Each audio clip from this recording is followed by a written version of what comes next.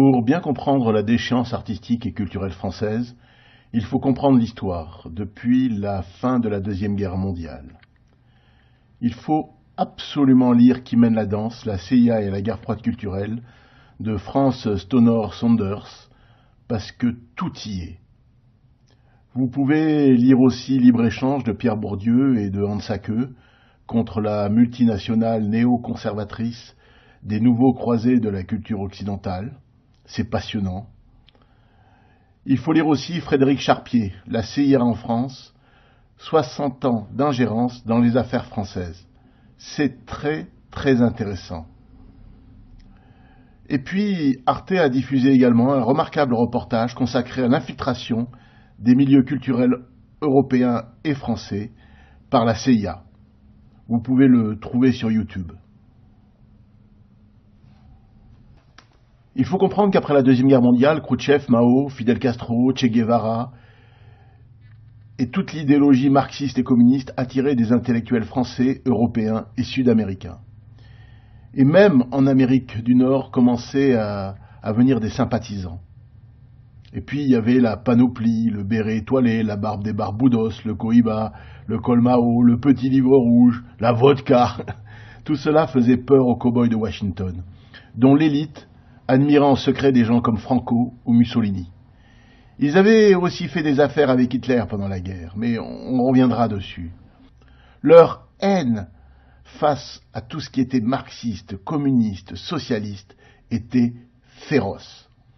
L'Empire américain avait compris que l'arme la plus redoutable serait la culture pour diffuser une propagande impériale, libérale, libertaire, et surtout pour contrer le Cocomao et le Gaucho de la Pampa, et ainsi devenir les maîtres du monde. Oh, maîtres du monde, ouais.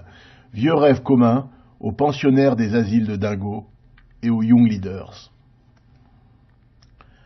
Même Goebbels, dans ses derniers jours à Berlin, avait reconnu la supériorité de la propagande américaine.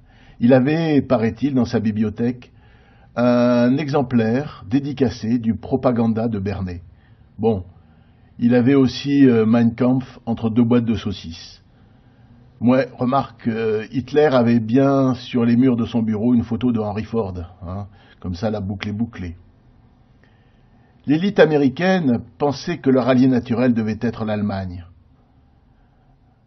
La Russie n'était pas pour elle un allié, mais un ennemi communiste. C'est sans doute pour ça qu'à la fin de la guerre, l'opération Paperclip protégea les scientifiques SS, mais aussi les SS spécialisés dans la guerre de propagande anticommuniste. L'élite US pensait qu'ils s'étaient trompés d'ennemis. Le plan Marshall, en juin 1947, frappe l'Europe et impose au monde la culture américaine.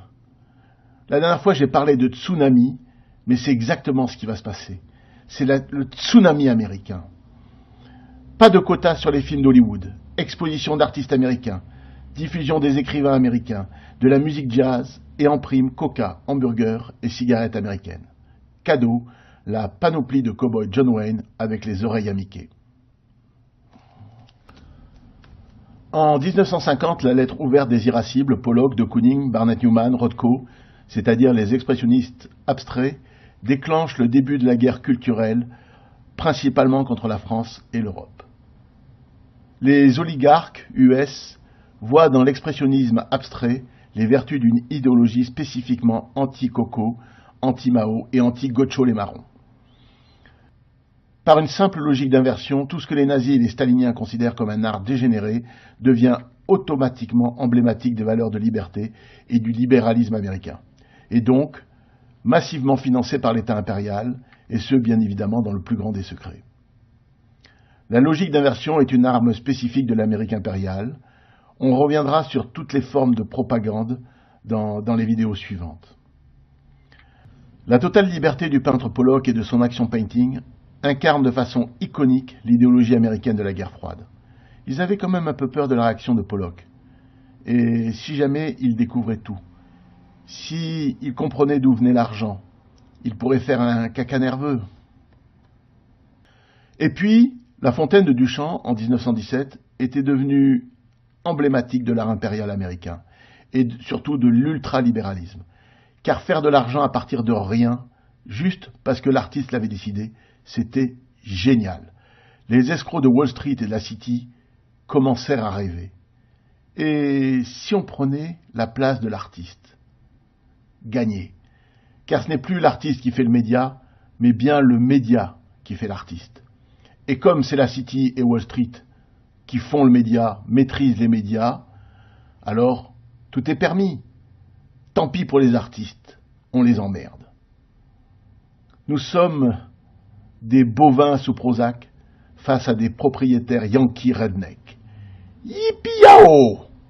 L'Empire décide, les vassaux européens et français subissent sans broncher. Pour l'expressionnisme abstrait et la guerre culturelle, ce sont finalement les fondations philanthropiques, le Rockefeller Brothers Fund, la Fondation Ford, la Fondation Fairfield et l'Action du MoMA, le musée d'art moderne de New York, qui ont vendu en Europe le nouvel art américain et la culture américaine. Et ils en ont organisé les expositions et publié les catalogues. Le ministère français de la Culture l'avait dans le Q culturel, et cela ne faisait que commencer. L'art moderne et sa suite logique, l'art contemporain, ne sont pas des arts spontanés. Ils ont été fabriqués, formatés, labellisés et imposés. France Stonor Saunders met au jour le programme secret des propagandes mis au point par la CIA, qui fit de la culture une véritable machine de guerre pour combattre le bloc soviétique et ses sympathisants, mais aussi pour imposer l'utopie d'un gouvernement mondial prôné par Bertrand Russell. L'opération Mockingbird est lancée en 1948. Elle vise à influencer l'opinion publique à travers une emprise aussi large que possible sur les médias, télé, radio, journaux, musique, cinéma, expositions d'art moderne, tout est sous contrôle. La CIA commence à recruter des agences de presse et des journalistes qui deviendront autant de pions à son service, dans deux buts. L'une, c'est l'espionnage et le contrôle, et l'autre, la diffusion de propagande anti-communiste, anti-marxiste et anti-socialiste. Et plus tard, pour diffuser la propagande de l'idéologie libérale libertaire de l'empire mondialiste. De considérables moyens humains et financiers furent déployés. La littérature, le cinéma, la musique, l'art et la presse deviennent des armes idéologiques privilégiées en faveur de l'Empire US, et avec des campagnes de diffamation et de ridiculisation contre ces salauds de coco rouge. Par exemple, une campagne de calomnie fut lancée contre le poète chilien Pablo Neruda, ce gaucho de la pampa pro-soviétique. Le mieux est de le ridiculiser, ce qui fut fait. Entre 1950 et 1954, en pleine période de guerre froide, une véritable chasse aux sorcières sévit aux États-Unis, sur l'initiative du sénateur Joseph McCarthy, car ils ont dû réagir face au péril rouge, avec l'apparition de nombreux sympathisants communistes et anarchistes aux États-Unis. L'anticommunisme commença en mettant ainsi à la tête des studios de cinéma des scénaristes et des directeurs patriotes et complètement et totalement anticommunistes. Des gens comme John Ford, John Wayne, Cecil B. DeMille, Daryl Zanuck et Howard Hughes ont été les maîtres d'Hollywood. La psychose macartiste soupçonne même certains tableaux abstraits d'indiquer l'emplacement exact des bases militaires américaines. Les procès et les dénonciations anticommunistes d'Hollywood font écho au monstrueux procès stalinien. C'est pas moi, c'est lui. Humphrey Bogart, lui, se promène dans Hollywood avec un panneau « Arrêtez-moi, je suis communiste ». La guerre en Espagne, avant-goût d'une guerre mondiale, et avec l'arrivée en France des combattants espagnols anti-Franco et futurs CNT, crée deux blocs bien distincts. Les copains d'Hitler d'un côté et les copains de Staline de l'autre. Texaco, Exxon, Ford, IBM, ITT, General Motors, eux préfèrent faire de l'argent avec Hitler. Quand les Alliés bombarderont Cologne et d'autres villes allemandes, ils éviteront soigneusement de frapper les usines américaines. La France, dans le doute, elle, comme d'habitude, préfère collaborer, comme d'habitude. Un petit Magritte et on baisse le froc, comme d'habitude. La suite, la semaine prochaine, Merci à vous, ami Gonzo. Faites votre travail de recherche et vive la résistance Gonzo.